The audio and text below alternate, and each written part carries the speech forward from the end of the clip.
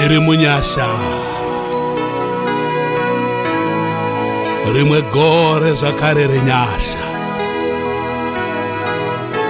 tiri munyasha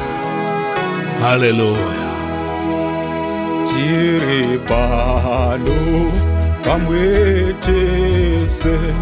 tachengetwa gore rino ngatikudze Mwari wedu namuponesi weduzve gorera ngatikura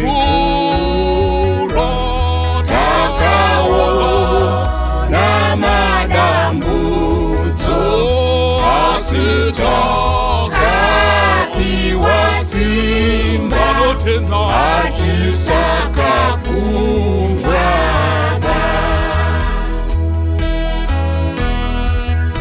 gorera kafura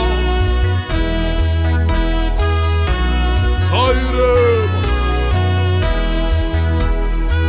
zvairwadza asi takapiwa simba haleluya ndiye Mwari wakanaka wakati onetsa tese tinondo warirwa naye takazviswa naye ndizvonga titaurirane nyasha dzake dzinokwana idzo dzinotiponesa kuti tisatadzezve basa rake ngatibate tisaneta kuribata ngatidzidzirane nasi tisasiya Mwari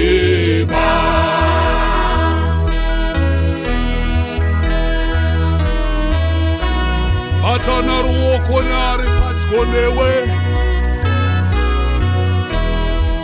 inguva yechitsidzo ngatitarisei kuna Mwari tizvipire upenyu hwedu haleluya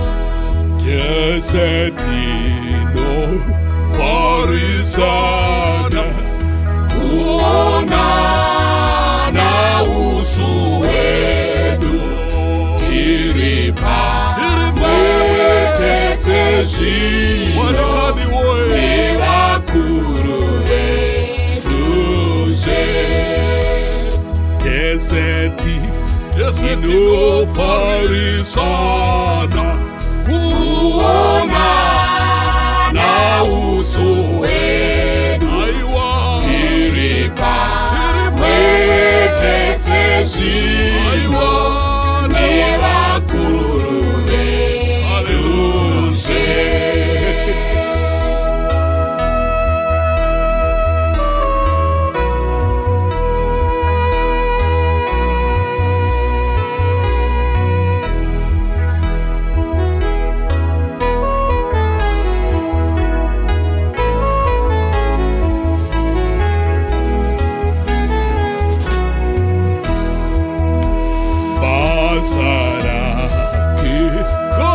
tibate takuribata ngatidzidzirane nasi tisasiya Mwari vamwe vakaturwa vakasara rakapera zvinova nona Mwari vanona Jesu zve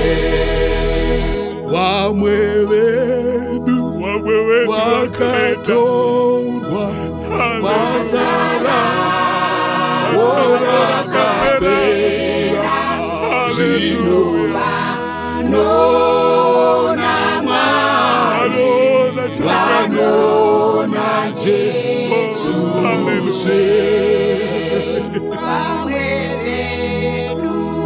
vakatorwa vazara